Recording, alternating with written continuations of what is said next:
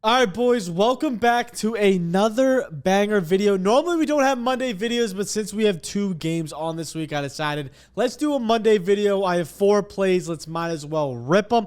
We're still going to have our normal Monday live stream, so if you look forward to those, don't worry about it. We're still going to have that as well, but I did want to get another additional video out to you on this fine Sunday. We're going to hop straight into it. Not going to waste any of yo time. We're going to hop straight into it on Underdog Fantasy. We will be using code BDGE when you sign up because you'll be getting a free line of Josh Allen over half a yard. Not only that, but you'll get a second free line with it. Random discounts. I think if I'm not mistaken, it will be Joe Burrow. I got to double check on that, but you will get a second player on this. Plus, you'll get to $1,000 as well. So you get 2 free lines and $1,000 when you use code BDG. So make sure you do that. But we are going to be taking our first play, and we only have 1 play out of the Jacksonville-Buffalo game. So we're not going to spend too much time on this game, but it is going to be Keon Coleman over 36.5 receiving yards. We're going to hop into the props.cash. We're not going to see much here as he is a rookie, but I do have a lot of numbers for you that you can hop in on. Obviously, as you see on the screen, last week was an absolute dud for Keon Coleman. Couldn't get anything going. Had 0 catches, but the game also got out of hand really fast. Like, James Cook went off. Tua ended up going down in the 3rd quarter. Everything was in shambles after that. They didn't need to pass the ball down the field at all. Josh Allen didn't need to do much passing in general all game because of that whole injury situation and with how well the Bills handled the Dolphins on defense. But here are some numbers that back up Josh Allen against this Jags defense. So the Jags defense is horrible at rushing the passer. Over the past 2 weeks, they've only pressured the quarterback 25.6% as dropbacks, which is the 4th lowest in the league. Not only that, but when the Jags do not pressure the quarterback, they allow 434 yards, which is the 2nd most in the entire NFL. And as we know, Josh Allen is great at finding ways to create yards, and especially when he's unpressured. Allen has completed 28 of 35 attempts, which is, again, 80% of his passes, for 335 yards, 3 touchdowns when not pressured this season, and he also is the 2nd highest yards per attempt in the NFL on passes where he's not under pressure at 9.6.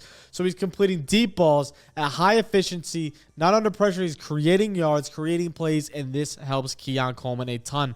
Not only that, but the Jags were in the 4th most man coverage this season while pressing at the highest rate of any team in the entire NFL. So Keon Coleman's going to see press man coverage, which Keon already has the advantage on. He's an athletic. All he did at Florida State when he had press man coverage, throw jump balls, throw jump balls, throw jump balls. He's the most athletic player on the field when he's on the field. I don't care if he's a rookie or not. He's athletic freak. But the Jags press at a 52+ % rate on the field. So Keon's going to see a ton of press man coverage. They don't run 2 over top safeties. They run a primary 1 high top safety. So as long as he's not running a post, he should be perfectly fine. You put Keon on the streak, it's going to be a 1-on-1 opportunity. Plus, Allen's not getting pressured. He's going to have a ton of time to create plays. There's going to be broken coverages. Keon is going to see the ball down the field. Plus, the Jags have a better run defense, million times better run defense than they do pass defense this year. Their pass defense has been horrendous. So I think the Bills are going to take advantage of the passing game. And Keon Coleman should be the beneficiary of these passing stats that I'm giving you. And I think he's going to dominate this man coverage against this Jags secondary, which honestly doesn't seem fantastic this year at all. So I think Keon can really dominate that man coverage. So we're going to hop into our next play. That is leg number 1. But again, if you want all these plays and you get a little preview of what we're going to go over, if you want all these plays, make sure to sign up on Pikkit. We're doing a $200 giveaway.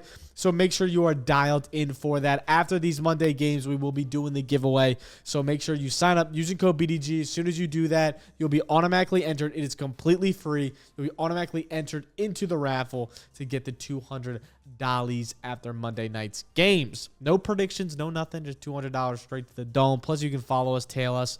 Plus, you can sync your own books, track your own bets. It is very useful for you guys.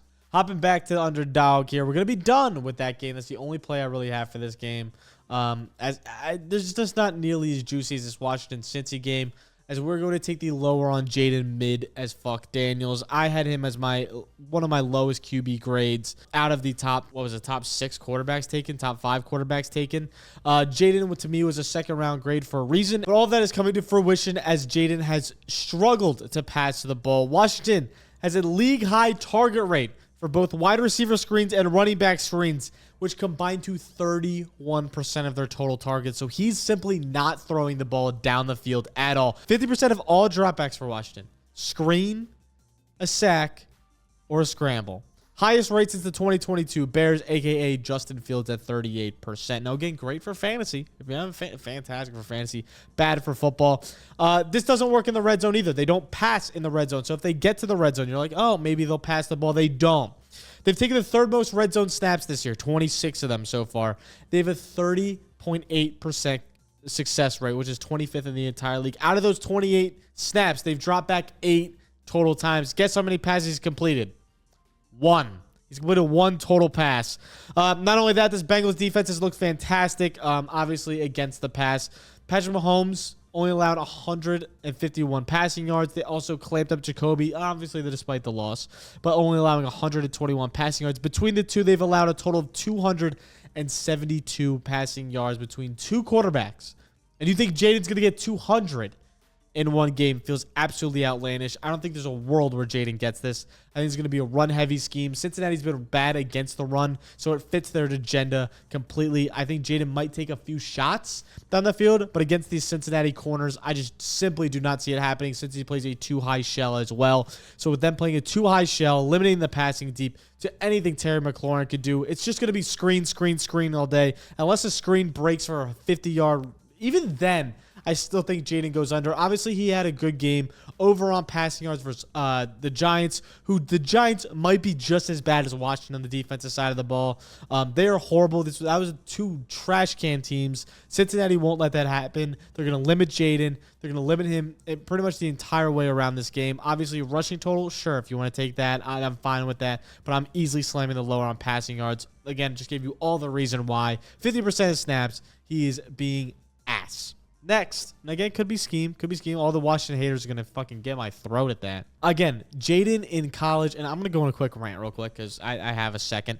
Jaden in college was a beneficiary of having 2 tackles that are probably going to go in the first round this year. Not only that, he's a beneficiary of a great scheme, as we saw, again, going into this season. Not only that, but he had 2 top 17 wide receivers to pair with that. Both downfield threats entirely in Malik Neighbors and BTJ. So obviously his deep ball completion was fantastic. Obviously he had all the time to throw the ball. I wonder why he got Heisman. Next, also college isn't pro. Can't be doing a lot of that stuff that he did. He also takes so many goddamn hits. He could be injured by the third quarter of this game with how many stupid hits he takes. It's just, it hurts my soul because it's just bad quarterback play. It really is. I like the kid, but it's just bad quarterback play. That's end of my rant. Moving on to my next play here. Brian Robinson Jr. for all the reasons why I correlate these 2 plays. The rushing defense for this Bengals team has been horrible, while the passing defense has been great. The rushing offense for this Washington team has been great, while the passing offense has been horrible. Quick correlation, easy to make sense of, to say the least. But with that being said, this Washington team actually has the best rushing efficiency in the entire league, believe it or not. Well, the Bengals had the 5th worst rushing efficiency on the defensive end. The Bengals defense also allowed Pacheco and Steele and Ramondre all to hit their overs and absolutely smash their lines. B-Rob is coming off an over 100-yard game. As we saw, his usage has been insane. In the running game, 17 attempts last game, 12 attempts in game 1, 56% snaps in game 1, 62% of snaps in game 2. Obviously, there is going to be a little bit of mix-in for Austin Eckler, but it's all in the passing game damn near. This rushing attack, again, just is pretty much B-Rob, and I think him and Jaden make a pretty good duo in the read pass option as well, which, again, Cliff Kingsbury does a ton of, and I think we're going to see a lot of it here again on Monday night. But Jaden, obviously the passing offense has been horrendous. They're going to have to lean to the run game if they want to control the clock, which I think that's the only way they win this game is if they control the clock, and I still don't think that's really going to be much of a stretch here. With him seeing over 50% of carries, with him seeing 12 attempts a game, with Cincinnati's rush defense being horrible, I think this is just an easy over. 50 yards feels really, really low for him. I want to see what his line is real quick. Rushing line, longest rush is at 13.5. They don't have his attempts here. At least I'm not seeing it. So we don't have his attempts right here, but we can look on props.cash real quick. And we're rushing attempts instead of 13.5. If he sees over 13.5, if he sees 14 carries, he easily smashes this line versus this horrible Bengals front. So that is something to definitely take a look at. That is my third. That's my third play we have for Monday night. And to round it out here for the final play of this entire game is going to be none other than Ja'Marr Chase, higher than 6.5 receptions. You can take his yards. You can take his receptions. You can take literally any of them, and I'll be like, fair enough. I think he's going to have an absolute smash of a game. Not only saying that because he's on my fantasy team, but when he plays, now again, we're going to filter this on my screen. I don't know if you can really see it, but you can kind of see the filter on the right again. Sorry, the screen's a little bit squished. But when he plays with Joe Burrow, the lines change. When he plays with T. Higgins, which is somewhere in here that I got to find his name, the lines change. When he plays with T. Higgins, he's hit this 3 of his last 5 games, obviously having 12, 7, 10 targets, 6 against Seattle and Buffalo. Obviously, they haven't played much together because both T and Joe were hurt last year. But when they did play, he absolutely smashes this line. 15 targets in that first game, 13, 12, an average of 11.4 targets in these games. If you go to past 10, 10.2 average per game. He's going to see a ton of targets this game, playing a horrible Washington front, playing a horrible Washington secondary, I mean. He should be easily able to cruise over this line. And they're probably like, what does T. Higgins have to do with helping Ja'Marr Chase get receptions? Well, it creates a true number 2 receiver, which again takes pressure off Ja'Marr because Jamar's seen a lot of over-top coverage recently, which allowed him to not be able to get vertical right now. This season, Ja'Marr Chase has only been targeted twice on 22 vertical routes, resulting in 2 catches for 40 yards. That is the lowest in Ja'Marr Chase's career, right? That's also because he's seeing that over-the-top shade coverage in those cover 2 sets. I think that's going to be taken away with T. Higgins now being back as a threat. Obviously, Andre Ivasovius is sorry, he's not a threat. Trent Irwin is not a threat to really burn you.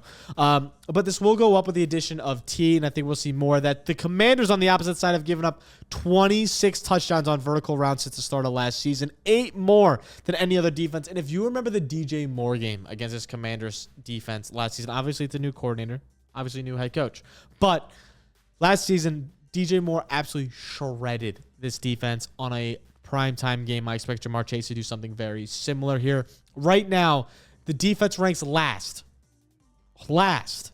for Washington in these categories. Short passing, long passing, pass versus blitz, passing efficiency, quick passing, pass versus no blitz, passing versus no pressure, all from next-gen stats.